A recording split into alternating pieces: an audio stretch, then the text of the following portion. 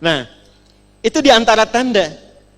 Dari mata turun ke, jangan langsung ke hati begitu. Ke lisan dulu. Masa mata langsung ke hati? Pulang ah. Dari mata turun ke lisan. Coba lihat fungsi lisan. Apa fungsinya lisan?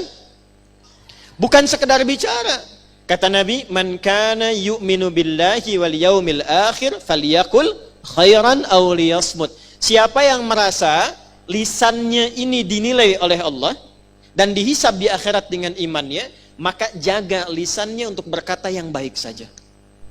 Jadi fungsi lisan saat diciptakan itu membawa fungsi akhlak kembali ke sini. Jadi bukan hanya untuk sekedar bicara, bicaranya pakai akhlak. Bicara yang lembut. Bicara yang baik. Bicara yang sopan. Maka turun Quran surah 49 misalnya ayat 11. Ya ayyuhalladzina amanu la yasraq qaumin qaum. Hei engkau yang masih merasa punya iman, jangan gunakan lisanmu untuk mencela orang. Karena tidak aku ciptakan lisan itu untuk mencela, kata Allah. Untuk bicara yang baik. La yaghtab ba'dukum ba'dha, jangan dipakai gosip. Jangan dipakai merendahkan orang, karena saat mulut ini dicipta, dia membawa fungsi akhlak. Itu sampai ke ujung kaki. Dari ujung kepala sampai ujung kaki. Nah, sifat yang tadi menuntun kita supaya menjaga semua anggota tubuh, supaya kehormatan kita terjaga seperti fitrah saat dilahirkan, itu sifatnya disebut dengan ahrama yuhrimu. Ihram hukumnya disebut dengan haram dari kata hurmah. Haram seakar dengan kata hurmatun, diserap ke dalam bahasa Indonesia menjadi hormat.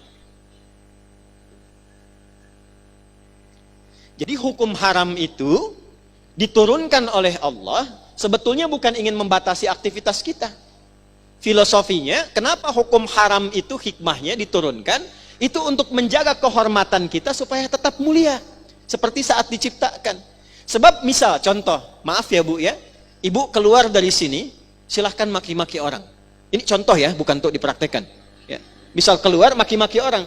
Ini bukan hanya lisannya bermasalah, tapi kehormatan ibu saat melakukan itu pasti jatuh. Jadi kenapa dilarang mencela? Bukan sekedar ingin memberikan kesan bahwa itu tidak baik. Allah itu saking sayang Rahman dan Rahimnya, ketika dicipta kita mulia, tidak menginginkan kehormatan kita jatuh. Aku mencipta engkau itu dengan mulia. Aku sayang engkau. Jangan sampai engkau melakukan perbuatan yang merendahkan martabatmu di hadapanku. Dan menjatuhkan kehormatanmu di hadapan orang lain. Itulah sebabnya kenapa mencela dilarang. Kenapa menyakiti dilarang. Kenapa hukumnya haram? Dari kata hurmah untuk menjaga kehormatan.